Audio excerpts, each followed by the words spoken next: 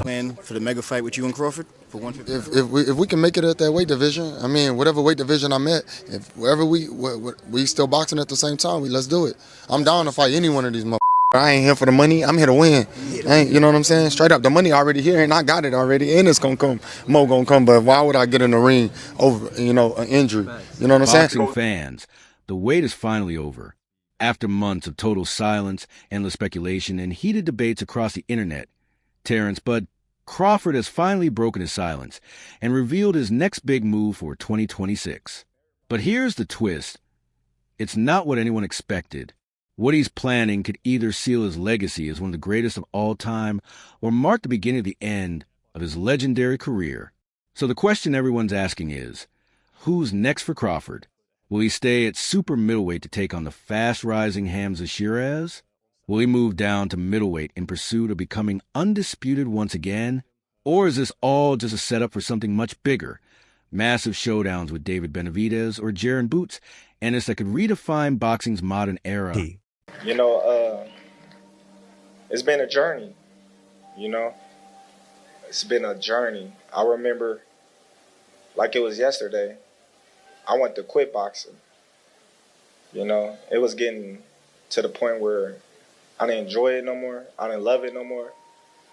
And Bomac, he always, hey, don't worry about it, man. Just keep going. It's going to all pay off one day. And I'm like, man, boxing. But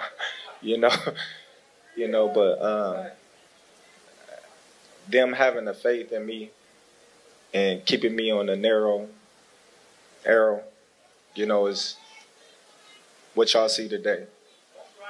Because without them, I wouldn't be up here right now. After all, it's not easy to walk away when you're still dominating everyone in front of you. And recently, we got our first real clue about what might come next. During Crawford's victory parade in his hometown of Omaha, his longtime coach and close friend, Brian Bomac McIntyre, dropped a major hint. Speaking to reporters, Bomac said clearly, man, give him 2 or 3 more fights before retirement. As his trainer, do you feel like he should just sail off into the sunset after this monumental Well, win? you know what? He made it look so easy. You know what I'm saying? Got 2, 3 more in him. You know what I'm saying? Train camp will try harder. Yeah. You know what I'm saying?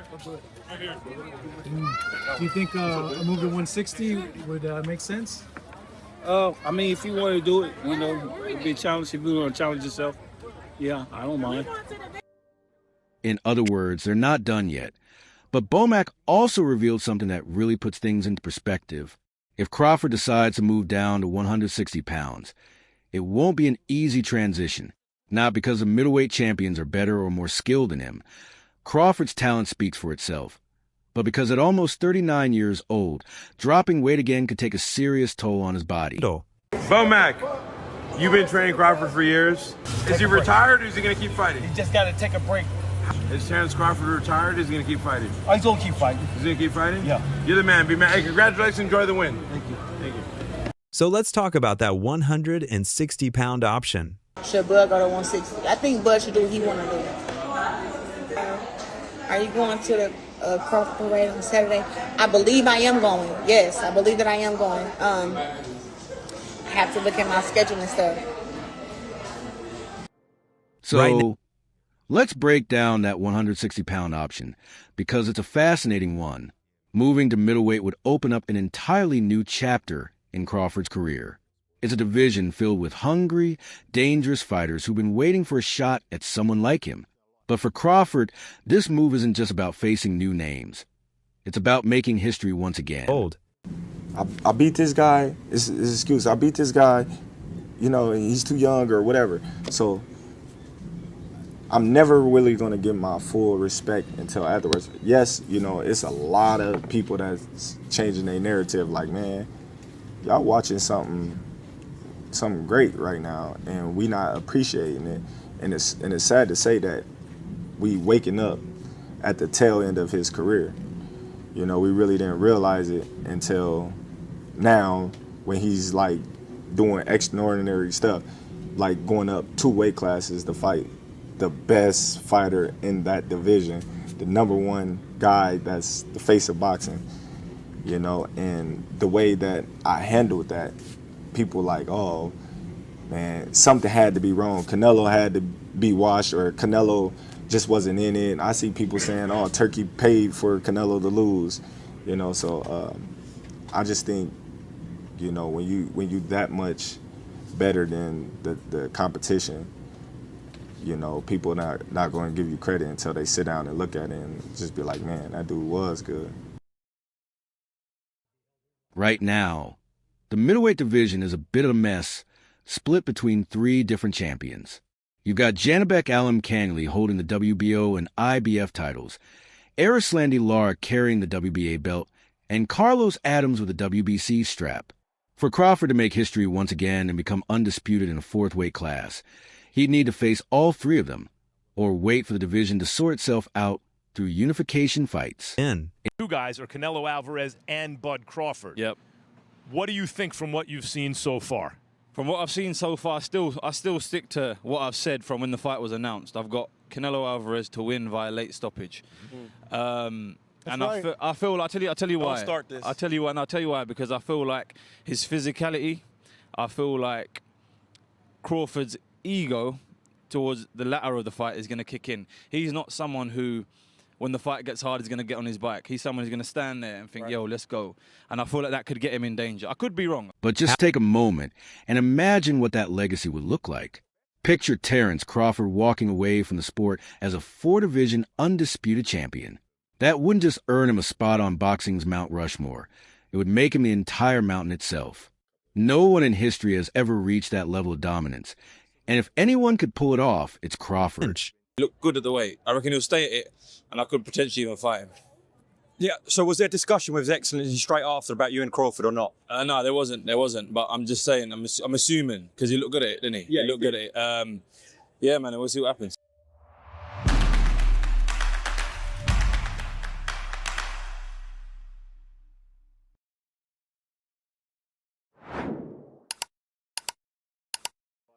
After Crawford's stunning win over Canelo, Hamza Shiraz didn't waste any time speaking up. He came out and said, yeah, I think Crawford's staying at 168, and if he does, it makes sense that I'm next. There was no trash talk, no arrogance, just honesty and respect. Shiraz even admitted that beating a fighter like Crawford would take one of those special nights where, as he put it, God helps you. Terence Crawford v Hamza Shiraz next year. Yeah, I saw that. I mean, look, good luck to them, man. I mean, no, man. No, but Terence Crawford, that is the best fighter in the world. I think Crawford will win, but if Hamza can make a good account of himself, then yeah, go for the fight, man. Why not? That's a major clue right there. Hamza Shiraz genuinely believes Crawford is now comfortable fighting at super middleweight. And if he's right, then don't be shocked if we see Crawford versus Shiraz headlining one of boxing's biggest events in 2026. How are you feeling to be Chris Eubank's trainer, first of all? It feels good, man. You know what I'm saying? I've been this trainer before, so... Yeah, it's good. It's a no-brainer. Of course. Congratulations on the win. What's your first reactions to Crawford's victory? One of the greats of this era, right? Oh, definitely that. You know that. What do you want to see him do now? What I want to do now? What do you want to see Crawford do next? Do what he at this point now in his career where he could do whatever he wanted to do. Who would you like to see him fight? Any names? Is there any names in particular you'd like to see? It doesn't matter. What about Canelo? Would you like to see him retire? I don't. Canelo's not my responsibility. Okay. And here's where things start to get real. While Hamza Shiraz is out here openly admitting how tough it would be just to share the ring with Terence Crawford, fans and boxing experts around the world are talking about something much bigger. They're not just debating whether Shiraz can hang with Crawford. They're asking if anyone left in the sport can. I saw you before the fight, the Crawford-Canelo fight, and you had a Cavs hat on. This time you've got a GOAT hat on. Is that how you're feeling? I know it says Muhammad Ali, but is that how you're feeling about Bud's performance, about his whole career? Yeah, I'm definitely feeling that way, man. Go. Greatest of all time, man. You got to give it to him. You got to give it to him. You got to give it to his coaches, not just me, Saul Red, Bernie, Chet. nutritionists, everybody played a part. Canelo said he's way better than Mayweather. What do you think to that? Who, Terence? Yeah. Oh, of course. Of course. Of course he is. At this point, Terence Crawford isn't just a pound-for-pound number one. He's operating on an entirely different level. What we're witnessing might be more than greatness. It could be history in real time. When you look at his resume, his dominance across 3 weight classes, and the way he's made elite fighters look ordinary, it's hard to argue against the idea that Crawford might actually be the greatest of all time. Who do you think's better out of those two? Crawford or Mayweather? I think Crawford is better, bigger. He's actually he moved in weight class, and I would say Crawford is a better fight all around fighter. Mayweather's really good too, though. You can't knock him as well. He's very talented. It would have been a tough fight, but I think Crawford would have the edge over Mayweather because of the long arms and because he's bigger. You know what I'm saying? And he would have kept him at bay. It would have been hard for Mayweather to counter, maybe. But Mayweather's definitely a technician. I mean, like Crawford said, Mayweather has his era, and Crawford, this is his era. It's wild because, if you look at Floyd's resume, it's much deeper than Crawford's. And Floyd was faster and he had a better defense and all that stuff. But Floyd picked and chose when he fought guys, especially once he left lightweight. He wiped out the junior lights, bring him. Lightweight, he jumps up to Jose Luis Castillo first thing. A lot of people think he lost the first fight, I didn't, but then he won the rematch. But once he left lightweight, he was careful about when he fought guys. So even though his resume is deeper with names, people remember, but he didn't want it with certain dudes at certain times. Crawford, we all witnessed, even though the resume is thin in certain ways, he wanted it with everyone the whole time. Yes. That makes a difference to people. Crawford, on the other hand, has done the exact opposite. He's taken on every challenge that's come his way, no matter the risk. He's moved up through multiple weight divisions, fought dangerous opponents in their primes, and didn't just beat them. He made them look ordinary. That fearlessness, that willingness to step into any ring against anyone, is what's making fans and experts alike question whether Bud Crawford has now surpassed even Mayweather's legendary status. I thought Terence fought a virtuoso fight. Terence never let Canelo get into a rhythm. Terence never allowed Canelo to get anything going, and I didn't think he could do it for 12 rounds.